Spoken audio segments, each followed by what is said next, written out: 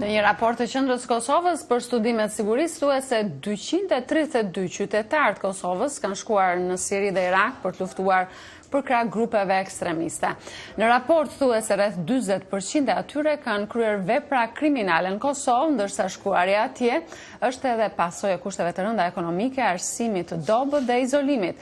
Raporti nxjerr në pa edhe faktorët e jashtëm dhe të brendshëm që kanë ndikuar në rritjen e ekstremizmit të dhunshëm në Kosovë. Nga Prishtina njofton korespondenti Leonard Sheo.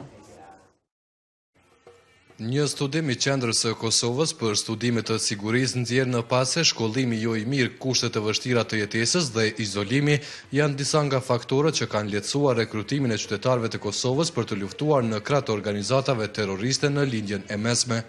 Raporti që mbështetet edhe në anketimin e qytetarëve të Kosovës që kanë marrë pjesë në luftën e Sirisë dhe pjesëtar të familjeve të tyre, tregon se një pjesë e tyre bien edhe në ndikimin e siç thuhet keqkuptimit të konceptit të fesë islame, duke i bërë ata që tu nënshtrohen ideologjive të skajshme. Autori këtij studimi, Shpend Kursani, thotë se deri në muajin janar të këtij viti, 232 qytetarë të Kosovës kanë shkuar në Siri dhe Irak për të luftuar, që përbën një numër të madh në krahasim me popullatën e saj të përgjithshme. Por nëse krahasojmë Kosovën me 22 vende të shteteve perëndimore, atëherë për kokë banori Kosova del të jetë e para dhe këtu duhet ta shtoj një fusnot që numrat për shtete tjera janë të vjeshtës vitit 2014, ndërka të Kosovës janë të janarit 2015. Po ashtu, këtu janë të përfshira edhe një numër grash, të cilat natyrisht nuk e dim sa janë duke luftu, edhe ndërka fëmijët që janë prej Kosovës atje nuk janë të përfshirë në këto numra.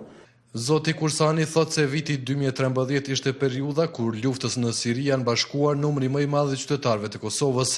Shumica e tyre janë të moshës së re.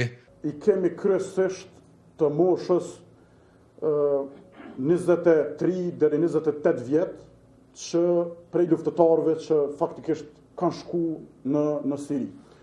Mirë po, është me rëndësi të thuhet se kjo mund të më tingëllu që nuk ka kanë qashtri, është e vërtet që nuk janë ndoshta as shtri sa mendoj, megjithatë janë tri, por duhet me dallu moshën se kur këta e kanë përqafu idenë tekfiriste. Se idenë tekfiriste do ta flas, kryesisht e përqafojnë trit që janë ndoshta edhe në moshën adoleshente. Zoti Kursani thotë se rreth 40% e atyre që kanë shkuar në Siri për të luftuar kanë dosje me vepra kriminale në Kosovë, ndërsa shkuarja atje ka ardhur dhe si pasojë kushteve të rënda ekonomike. Më të prekurit që janë përmes tyre luftëtarëve, kryesisht janë të varfër me kushte të tmerrshme shoqërore dhe kryesisht janë të izoluar. Në studim thuhet se një nga faktorët e jashtëm që kanë ndikuar në rritjen e ekstremizmit në Kosovë është shkolla ideologjike tekfirët në Egjipt, e cila është futur më së shumti në Kosovë prej vitit 2005 nga një pjesë e imamëve të Shkupit. Në raport thuhet se edhe pse ky grup është i vogël në Kosovë, përbën potencial për rrezikun e sigurisë kombëtare të Kosovës dhe rendit kushtetues. Zoti Kursani thotë se numri i imamëve të përfshirë në ideologji ekstreme të dhunshme nuk është i madh, por sipas tij duhet kujdes në trajtimin e tyre.